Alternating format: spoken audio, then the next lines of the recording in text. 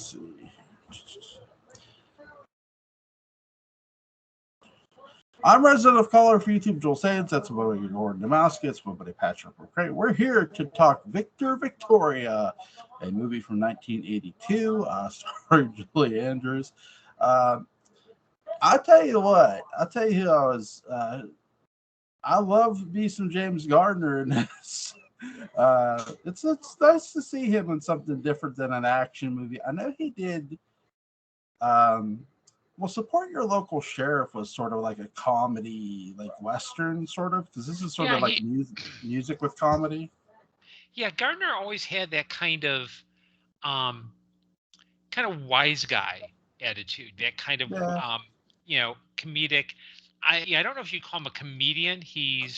But when you look throughout his work, Maverick, Rockford Files, The Notebook. Yes, I mean there's this kind of sense that he doesn't take himself too seriously. Yeah. Well, unless he's playing Wyatt Earp in Hour of the Gun, that's a different movie. Didn't he play Wyatt Earp along with Bruce Willis as Tom Mix in, I think the movie was Sunset? Sunset, directed by Blake Edwards. Yeah.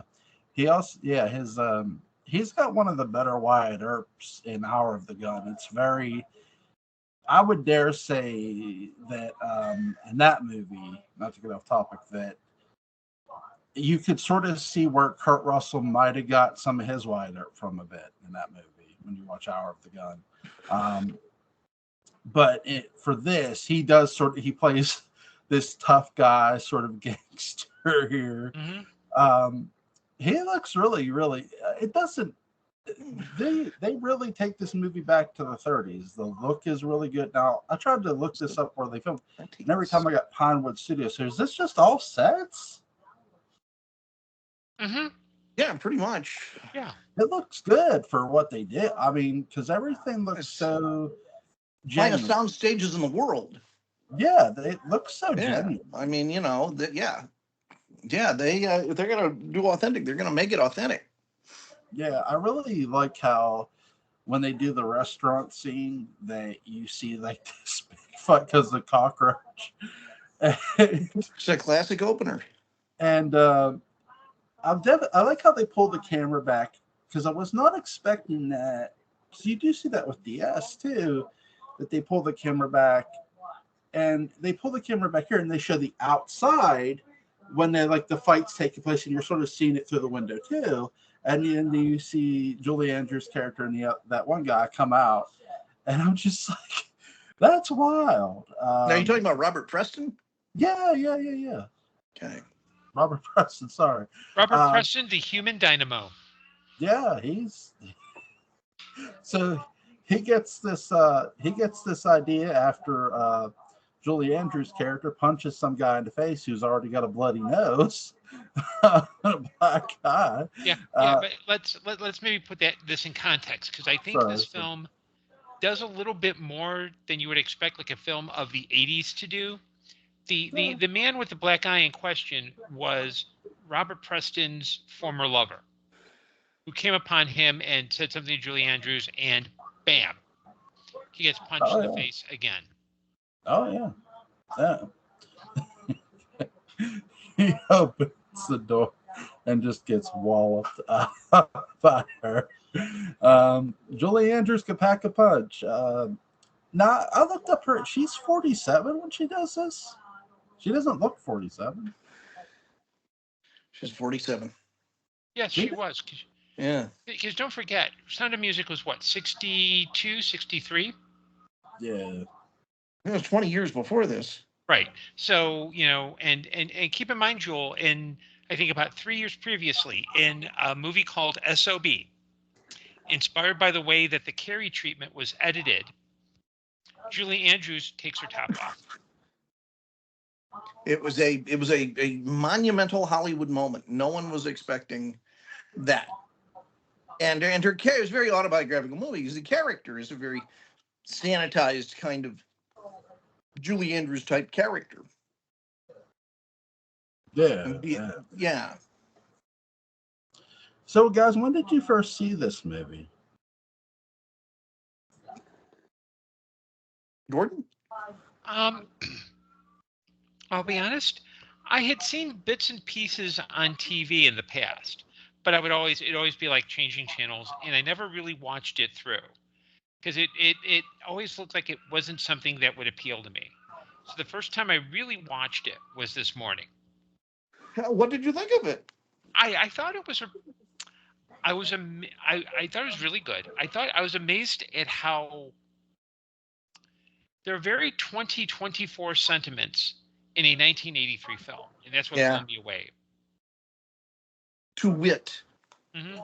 To wit, which ones specifically do you think of?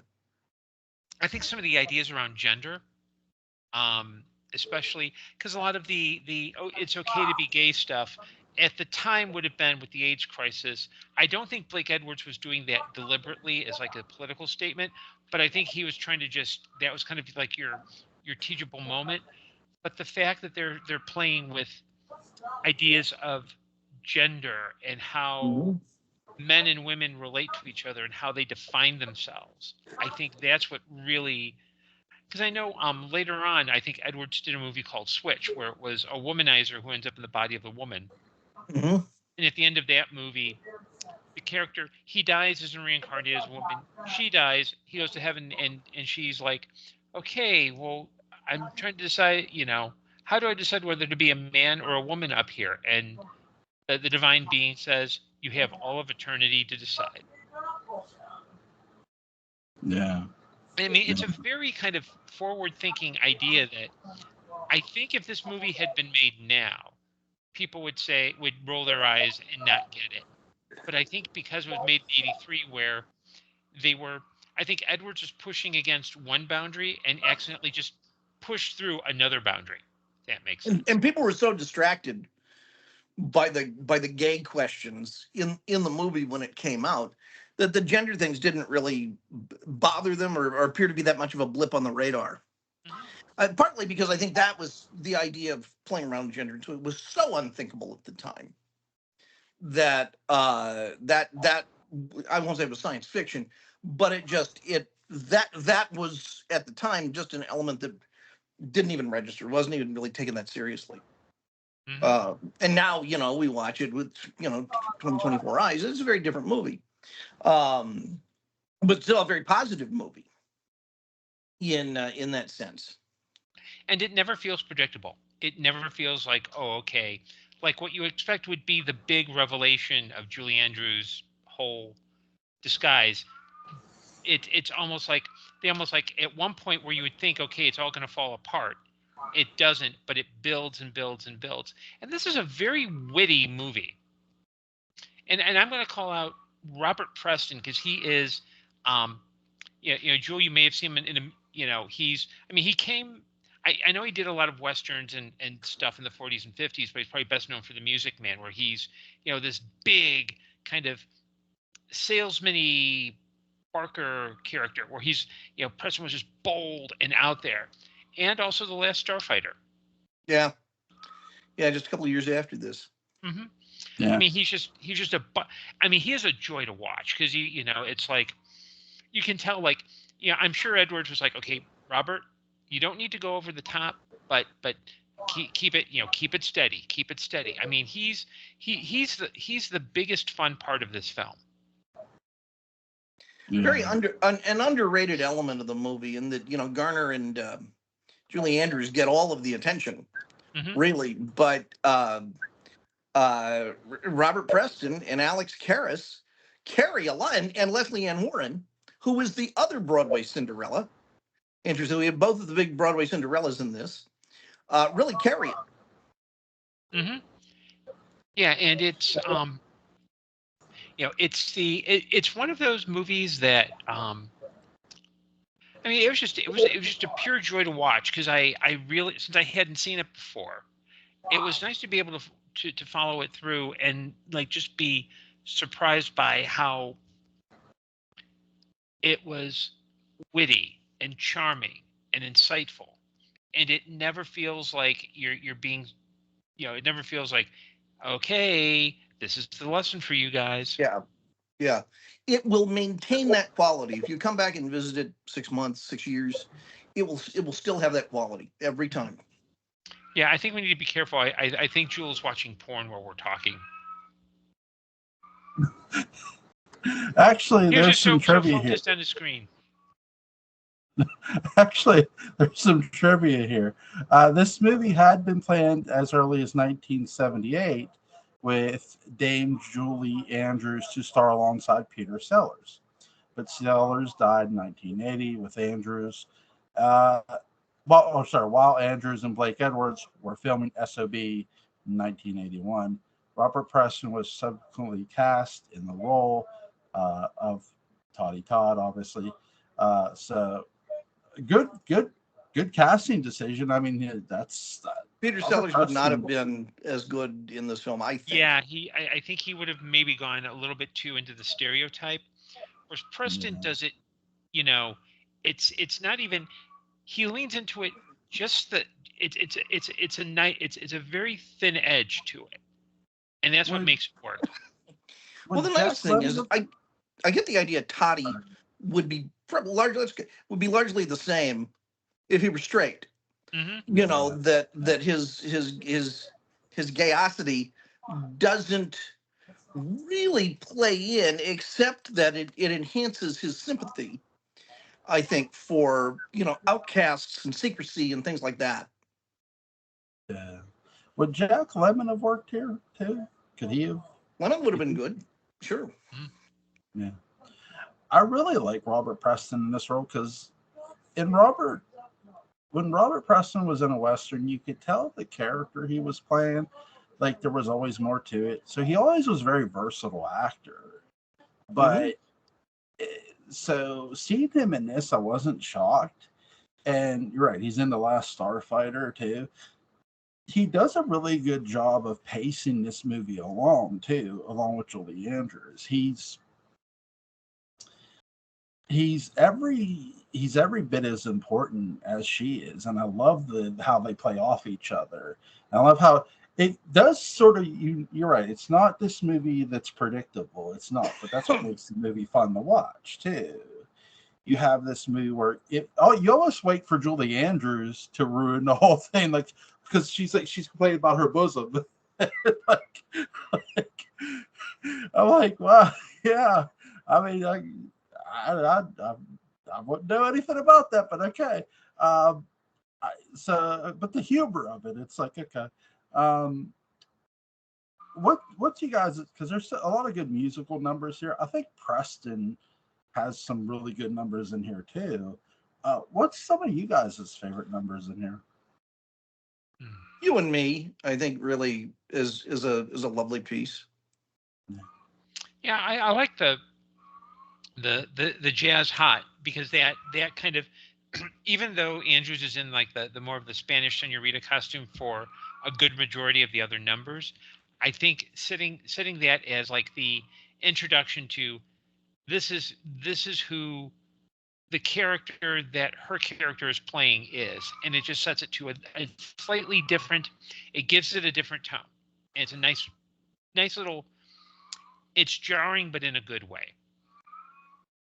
Yeah. What did you guys think of John Rhys Davies is in this too?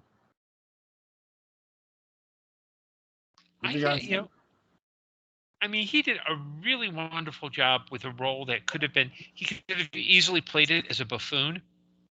He could have easily played it as somebody who is just, there's so many wrong notes you could hit with that role, and he doesn't hit any of them. Everything is just, it's the right tone. And it's a nice part to see him in, because it's not the sort of part we see him in very often. No, he gets cast. Well, Steven Spielberg came calling in Indiana Jones. That's where I first saw him. I don't mean this as a knock to him. I always feel like the Indiana Jones movies, I know he's known for them, but also I think he could have did so much more, because here he does so, like, it's so different than what he does in Indiana Jones, because he's, and like when we were watching Claudius too, him being that gladiator, like the Roman warrior, you know what I mean? Mm-hmm. He was just somebody who was, I don't know, like bound for bigger stuff. Well, I think there's a recent interview with him for a podcast where, you know, he was talking about how when he came up in the Royal Shakespeare Company, they had a slogan: art for art's sake and money for Christ's sake. And I think he's one of those that's balancing the, yes, I can do, I think he's more interested in the role and what he can do with the role than trying to be a star. Because not everyone who's in acting wants to be the lead. And there are some people who do want to be like, you know, second soldier from the left. It's work. It's work. And, you know, and if you're built like John Rhys Davies, you're not going to be offered, you know, willowy parts. I mean, you know, you're hoping eventually to age into playing Falstaff before you're too old to play him. He's I think he strikes me as a guy who's grateful for the parts he has. And when you need the John Rhys Davies guy, he is available. There he is, Gimli, you know? You know who I wish would have been in this? Yafet Koto. For whatever reason. Yeah, sure. For whatever reason. I don't know what role, just for whatever reason. He could have been the conductor of the band. Yeah, there you go. There you go. Or the again, the Leslie Ann Warren part. Okay, yeah, I can see that too. Yeah. What did you guys think of oh God, I'm gonna kick myself. Yeah, James Garner. What did you guys think of him? He's magnificent. This is really the beginning of, I think, the third stage of his career, where he's kind of the elder statesman of leading men. Not so old that he can't be a credible leading man, but he has just enough augustness to carry off authority. You know, he was always fighting authority earlier as kind of the scrappy figure, including in the movie where he and Julie Andrews first worked together, The Americanization of Emily, written by Patty Chayefsky, who wrote Network. And to see him mature into being an authority figure is a lot of fun.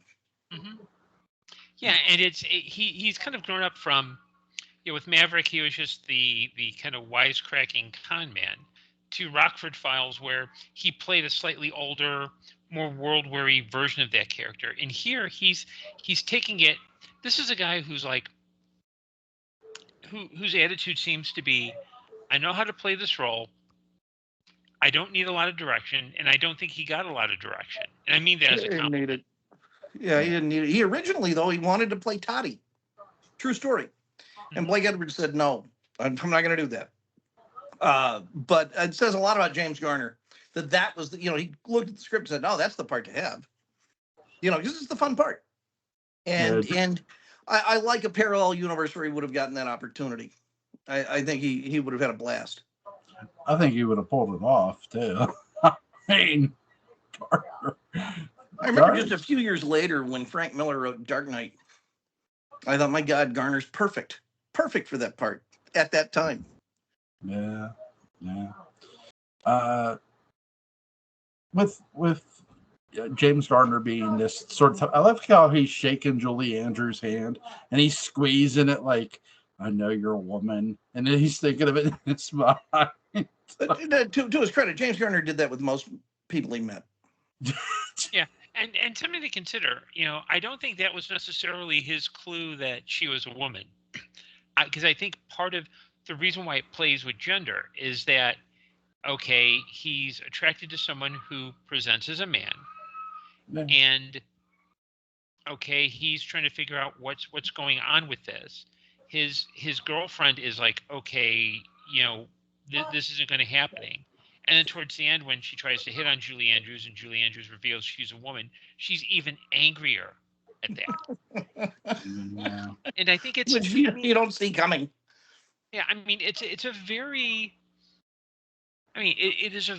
kind of open-minded movie, and a movie that, again, you could probably, if you were to do a remake now, I think that probably what they would do is they would like Toddy would actually be played by a gay actor, probably like Scott Thompson, because he does the, um, you know, I think that's a very much a Buddy Cole type of character.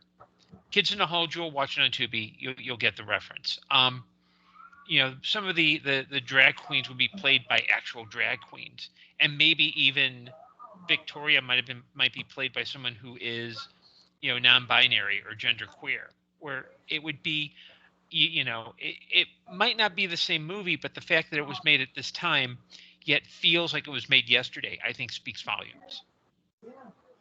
It's an interesting question about whether or not that character would have been played by somebody who was genderqueer, because technically the character's not. Mm-hmm. And so that, that really brings in a complicated series of questions about representation in that sense. Mm-hmm. Well, and I think it's also tough too, because I know this has been remade in 1995 because there's a TV movie of the Broadway show. Mm-hmm. There's also a Broadway show, so I'm not sure. I think the story is solid enough. I don't know if there needs to be another new version. No, and the making of this, I think, is so timeless and so perfect. The farcical elements, all the stuff, going back and forth in the hotel rooms and so on. It's so fresh and works so well. I would be hard pressed to think of what a remake could do to really bring something new to this story. That I'd be afraid it would become really sanctimonious. And that's something this movie stays away from very wisely, and one of the things I think makes it so refreshing for all audiences. Mm-hmm. Yeah, and I agree. I think too, what helps this movie is the sets just come to life too, like with not just with the actors in them. I mean, you can literally, everything feels so alive, from the actors to the sets to, it just has that energy to it. My phone's ringing. Sorry. It really gives off that energy and vibe and feel. I love the main male actor's opening scene. He does a really good job about saying about Perry, I think is what he says.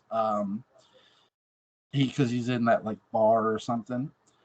It's really, really good. So, and I actually love how he's standing there when Julie Andrews pulls off the wig, and we're like, oh, it's a man, no, it's a woman, and so they're pulling like this, like right in front, like doing like a Houdini right in front of everybody, and like you sort of appreciate the hustle they're putting into this. Mm-hmm. I mean, that's really the fun of it. It's like, okay, what's gonna happen first? Is Julie Andrews just gonna get character, I should say, gonna get fed up and reveal it all by herself? Is James Gardner's character gonna figure it out? I love how his servant or whatever he is gets left out on the balcony in the snow. That was Mongo from Blazing Saddles. Yeah. Alex Karras. Oh, yeah. Who's a really fine actor.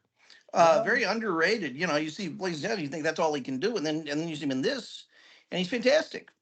And of course, Webster. Yeah. I like how James Gardner's like, no, you take her home. You get her out of here with the blonde lady, because she puts the thing through the door. Oh my God. He is the Happy Hogan of these movies. Yeah. But if it's not just the musical numbers, but there's some fight sequences in this movie. I wasn't expecting that. Well, Blake Edwards is a very well-rounded director. As we've seen, very recently, he can do action, he can do mystery, he can do drama. He's really a man for all seasons in this sense, and this is a period where I feel like he really came into his own. He had this movie, SOB, Man Who Loved Women, and a movie called That's Life with Julie Andrews. That's really a remarkable film, and it's kind of gotten lost. As with Jack Lemmon, it's a comedy, but it has a lot of drama to it as well. And Edwards, I think, we think of movies like Shot in the Dark and so on as the sort of the 60s Edwards, and that early 70s Edwards as being his when he's in his prime. No, it was right here. And really this movie back to back with SOB is a marvelous tribute to his range and his talent. Yeah. Yeah. How much do you think Andrews, not because she does, you more see the back of her in this role when she gets undressed. You guys were talking about how she exposes herself in another movie, right? Right. She plays a character who has a nude scene. Yeah. In a movie that's being filmed. Yeah. And Julie Andrews in real life was directed by her husband, so there's no hanky panky, right? Except between them. That actually, well, that's the thing too. Like, I remember, not to get off topic, I remember in the movie Resident Evil, when they initially filmed it, you saw Mila Jovovich naked completely. But when her and the director later got married, he went back and re-edited that, where you couldn't really see her. So is that the floating tank scene? No, not a floating tank scene. But she's in these. The movies were known for her being in a floating tank. Well, she's at some point. Yeah, at some point, like in the sequel, she is. Yeah. There's like a tank of water or something she's in or something. Yeah, I mean like a Sherman tank, Yeah, was she driven around in a flying cab by Bruce Willis? That was The Fifth Element. That was the Fifth Element. Yeah. That's The Fifth Element. What could have happened in Resident Evil? I mean, it might have been in the indie hit Dummy with Mila Jovovich. Oh my God! Very underrated actor. She got stuck in this ghetto of action movies. It's a real shame because she's a really funny, interesting performer, and I getting married to Paul W.S. Anderson. I guess if you're happy together, that's fine. But you really never saw her in another movie like something like Dummy.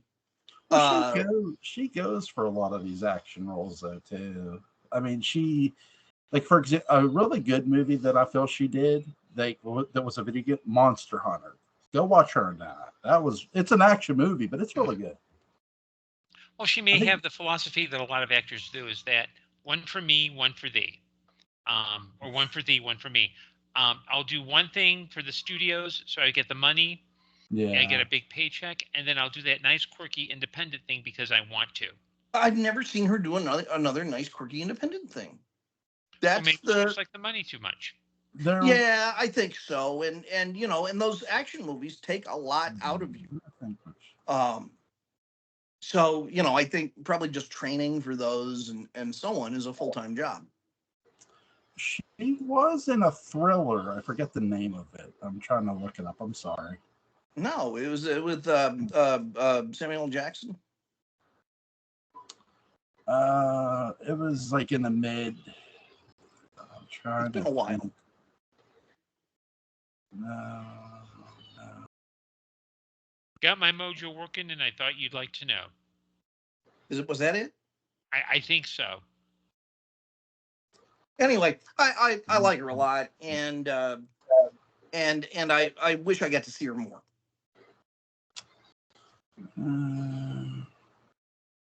Not No Good Deed. Well, that is sort of a thriller, I guess. But there was some movie where she was on an island with these other people, and like somebody is the killer or something. I forget what it's called though. I know she's in it though. It's a thriller though. I've seen it once before. What's that? MILF Island? Oh my God. Would it be a God. perfect getaway? I just got what you just said. I'm like, what? I think you're talking about a perfect getaway. Yes. That's it. Too. Yes. Although, to be honest, I think MILF Island is a much better title. Mila Jovovich, a hot-looking woman. She's married. Well, that's part of the Jules, prerequisite for becoming the M in MILF, usually. I would like to see Mila Jovovich in more something like this or something a lot more funny, because she does, especially before she gets any older, because I think that she's got the skill to do it. She is talented. I just feel she wants to take these, from what I've seen, she takes either these action or these thrillers. And I mean, I don't mind that. I mean, if that's something you want to do. And after a while, they're the movies you get offered. Yeah. Hollywood's not going to take any chances. These are the movies that you get offered, and so you take them. Especially if your husband's directing them and basically is building them around you. Yeah, for sure. For Victoria, you guys talked about that they did one in the 90s, you said? Well, it's 1983. Oh, 1983. Yeah, this movie is 1983. It had a long, torturous progress to being a stage musical after this. Oh. And then that was filmed and shown on television. Cool. Did they, with Julie Andrews, because she's known also for Mary Poppins, I believe, if I'm not mistaken. I think, I love actresses who take risks, and she did take risks with her career. It always seems that with actors or actresses, they wait till later to take those risks. Why do you guys think that is? I think part of it's confidence, and part of it is experience. I mean, if you know what you can do, you want to do something, you want to move beyond that. When you look at Julie Andrews, I mean, The Sound of Music, she was known for her voice. She also, I'm trying to think. Oh no, that was Audrey. I was about to say, wasn't she in My Fair Lady? But that was Audrey Hepburn, because I think Julie Andrews played it on Broadway. stage. She was in it on Broadway. Mm-hmm. And she was in Camelot on Broadway as well. Mm-hmm. So you've got that kind of sweet, innocent Mary Poppins, but by the time you get to probably the 70s, she was doing a lot of TV and a lot of guest appearances. She's like, okay, I'm not going to get that sweet ingenue role anymore. I'm not going to get that. What can I do? If you're married to Blake Edwards, you go. It's like, okay, don't worry, I'll write this for you. Here's a script for you. I think up until like the 2000s, she had a pretty good second act. She developed some throat polyps, and she needed surgery, but they botched the surgery. So she can talk, she just can't sing. Yeah. It's a real shame. And in real life, she apparently was quite a saucy lady. Real bawdy sense of humor. Pretty outrageous, and just no one would believe it. As one of the reasons why Blake Edwards started casting her in the parts that he started casting her in. Mm-hmm. Yeah. She really, she nails this role from start to finish. And everybody really nails their part. It's a fun watch. I give this a solid 9.5. What do you guys give it? Just a 10. I saw this movie when it came out. I saw it in 1982. Packed theaters. And it was one of those films that, sort of like Knives Out, that everyone could go see without it talking down to anyone. So all of my age peers saw it in the theaters. It was one of the big early summer releases. We all really liked it. It didn't bother us that it was a musical, because musical numbers are short and they're fun, they're well done, they're crisp, they're very well performed. But because it is a movie with necessary musical numbers, rather than being a musical, which immediately trips people's bullshit switches of, oh, people don't start singing in real life, that kind of thing. It sidestepped one of the big reality traps that a lot of people, have with musicals. But this was a really extraordinary year for films. It's been written about. I think there's even a documentary series about the year 1982, where you could go see this, Star Trek II: Wrath of Khan, E.T., The Thing, Blade Runner, Tron, all playing concurrently. Because movies stuck around for a while. You didn't have these digital prints where you can just put more and more and more of the Avengers in the same theater, depending on demand. No, I mean you had one print, maybe two, per theater, and that was it. And they still had multiplexes back then, so movies would stick around for a few months. Yeah. Yeah, it did seem like movies were in theaters a lot longer back then than they were now. I mean, yeah, there are less theaters too, because yeah, I enjoyed this movie. The first time I saw it was today. I watched it early this morning. So what was your reaction to it? I really enjoyed the sets, first of all, and I enjoyed it just from start to finish. I really love how everybody nailed their scenes, and the music was very fun. And you could tell the actors were just having a good time with their characters. You could tell everybody was clicking. And this, I think, the hugest compliment I give is their sets looked. Cy Thomasoff would be proud. Sets, they were beautiful. But what about the plot of the film, Joel? Because I don't necessarily watch a film and go, yes, that scenic design is wonderful. Yeah, the plot of the movie is very fun, and I think too what makes it fun is, again, you guys talk about the unpredictability. I think that's what makes it fun too. You're not, because when Julie Andrews starts complaining about it at first, you're sort of wondering how long she's personally going to last. And then there's James Gardner, who's sort of snooping around, his character snooping around. And you got just all this other fun stuff going on because you got this woman who's with James Gardner and she gets angry at him. It's just a fun plot. So I enjoyed it. So I can't complain. So I have nothing to complain about. But so yeah, I enjoyed it. Is there anything, guys, you want to add about the movie? It's a great movie. Mm-hmm. Yeah, it is. It's a lot of fun. Go, if you haven't checked out Victor Victoria, go check it out. It's worth watching. It's free on the library. I'll leave a link in the description if you want to check it out. And the description box, there's going to be links to Gordon Dymowski's Amazon page, and there's going to be a link to Patrick McCray's Dark Shadows Day book about. Gentlemen, you have a great night. You too. Good night. Good night.